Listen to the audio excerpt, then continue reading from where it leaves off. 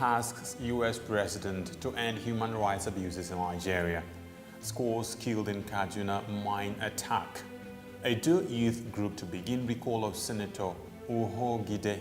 And in sports, injury mass Champions League semi-final second leg. These and more in a moment. I am Nten Ekpan with the AM News on Television Nigerian.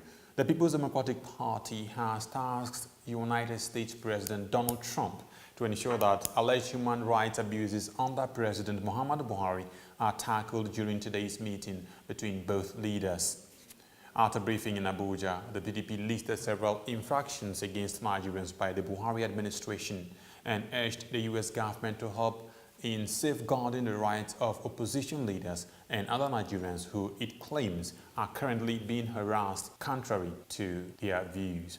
The PDP also threw its weight behind moves by the National Assembly to probe the purchase of the two Kano fighter jets from the U.S. government by the federal government without parliamentary approval. President Buhari arrived in Washington on Sunday on an official visit to President Donald Trump, the first with any sub-Saharan African country since he assumed office last year. More than 14 miners were killed and 30 others injured over the weekend by bandits operating in the Benin-Kwari axis of Kaduna State. The bandits reportedly stormed the mining settlement in their hundreds on motorbikes and attacked the miners. Benin-Kwari, which lies a few kilometers from Kaduna metropolis, is a gateway to the southern part of Nigeria. The Kaduna State Commissioner of Police, Austin Iwa, disclosed this in an interview with the news agency of Nigeria in Kaduna. NAN reports that the 10 local miners were working in a minefield in Mahanga village in Benin-Kwari local government area of Kaduna State.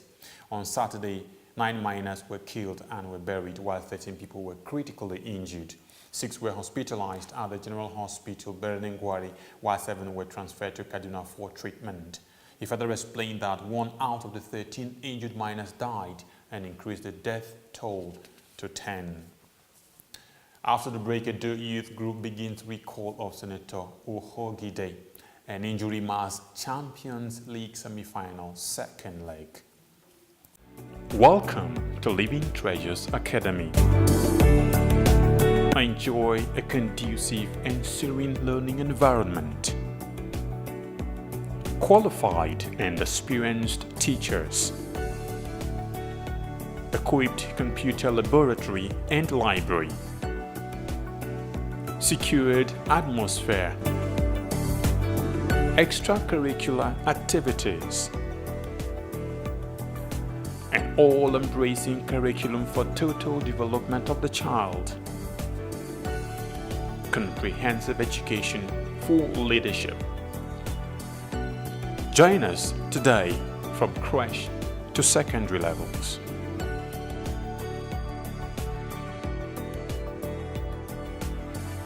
Living Treasures Academy, committed to excellence.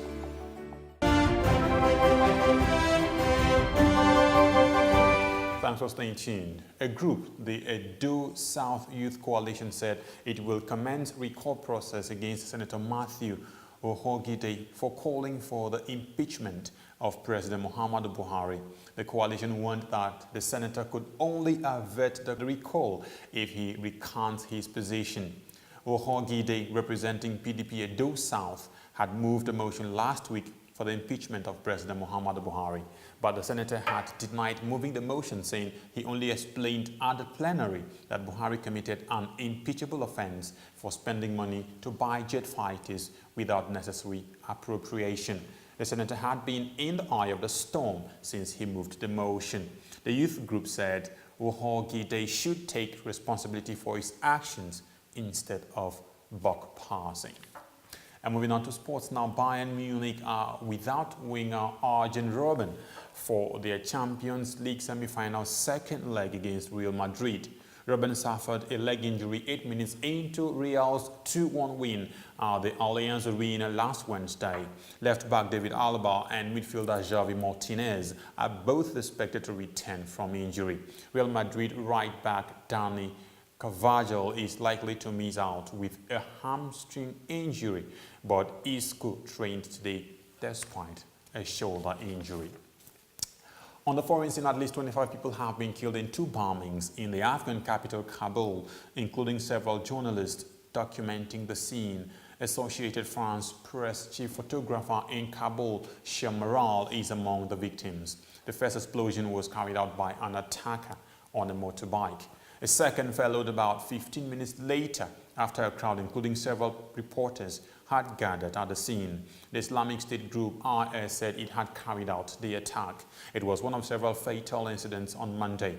BBC reporter Ahmed Shah was also killed in a separate attack in the coast region.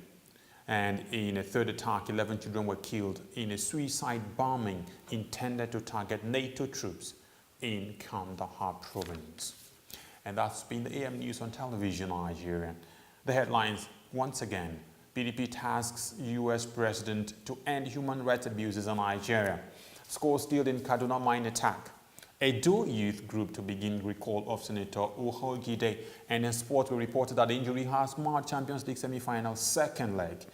Remember, hold fast to dreams, for if dreams die, life is a broken-winged bird that cannot fly. My name is Nten Epang. Thanks a great deal for watching, and do have a brilliant day ahead of you.